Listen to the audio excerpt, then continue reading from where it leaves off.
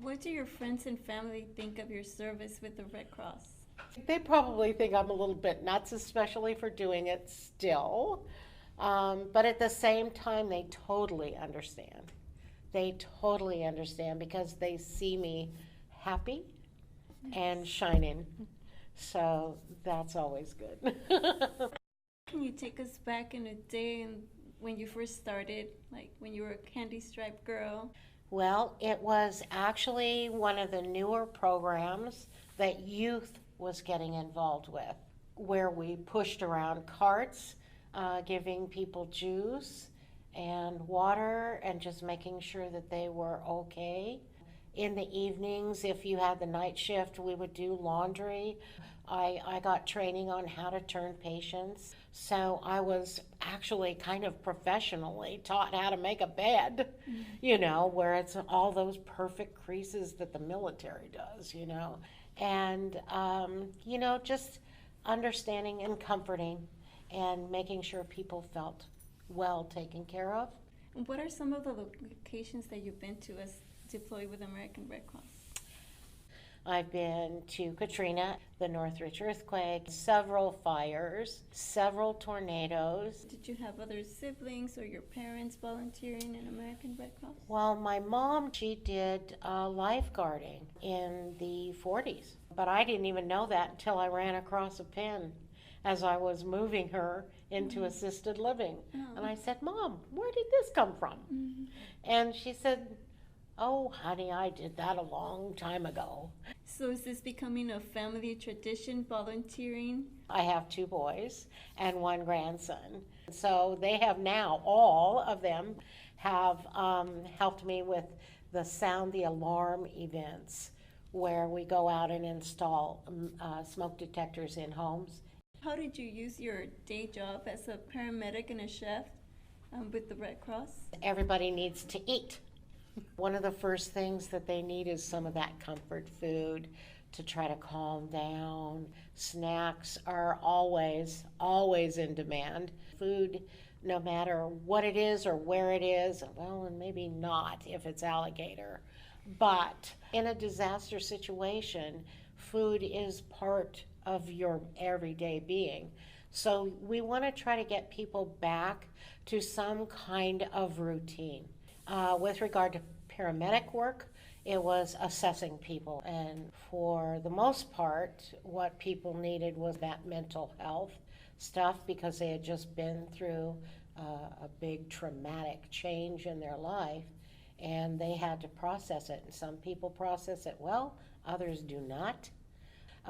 You have to make sure that they, don't have a broken bone or torn tendons, or if their meds got lost in the incident, then we help get medications back for these people. That's probably one of the first and foremost that we do with that hat on. And just, a lot of TLC. What is your favorite meal to cook? I am a very big stickler on trying to make sure that they're balanced meals. So I try to make sure that we have a starch. I actually try to get two vegetables out there, a salad, and like the turkey croquettes. Turkey croquettes is a very fun thing, and everybody just seems to love them. It's an elevated hamburger. It's like a turkey burger, but because it's done in panko and cooked a little differently, and then you put the sauce over the top, it makes it look quite decadent. And I always call it Thanksgiving in a patty. Sounds delicious. So, People that have been volunteering for a long time, like yourself, what do you think keeps them coming back? I think the compassion. I think the humanitarianism is really what resonates with people. If you can feel like you have helped another human being, it's amazing. It's an amazing, heartfelt thing. And it's reciprocative. So when you give it, you get it back. And you give it again, and you get it back. By the end of almost all of my deployments, when I'm out processing and going home, my heart, I swear, beats stronger. My love for humanity is actually replenished. You know, when you're in LA, especially, and everybody's looking at their cell phones as they're walking, you wonder whether or not anybody connects with anything anymore. But everybody needs that connection, and the sharing of one's heart is immense. I like I said, I don't even know that I can describe it well in words.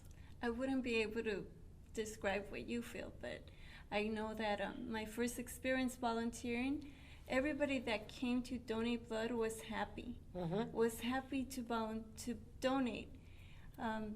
Going home, I left the place with a smile. Yes. I felt content. I was very happy. Yeah. And that's what it's all about. So you keep doing that, all of a sudden 10 years is over. All of a sudden 20 years is over. All of a sudden 30 years is over. And I'm like, wait a minute, my kid just turned 47. And it's just because I kept going day by day. Yeah. Because to me, everybody needs to have that hug. When you see that out in the field, you feel that in the field, that suddenly somebody else cares about me. So to me, that's really where it's at. Is there anything else I didn't ask you that you would like to share with us? Not really, other than the fact that one of the best organizations on the planet, in my estimation, is American Red Cross. Red Cross is deep, not just in my blood, but I swear in my bones. So it's just a really good overriding organization that helps in so many ways. It's ridiculous, actually. If anyone's watching this video and they're considering becoming a volunteer with American Red Cross, what would you say to them? First and foremost, get trained. Connect with your local chapter and get trained.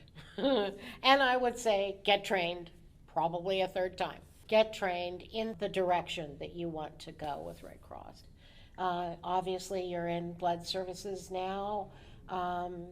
Is there anything else that you could foresee yourself helping with? Hopefully one day I can be helping with the blood drives, actually, as a phlebotomist, as an RN.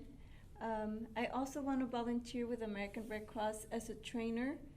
I recently became certified as an instructor for first aid, CPR, and AED. I want to be able to give back in that way by training, by giving some of my time to my community. Nice. See, it's already working.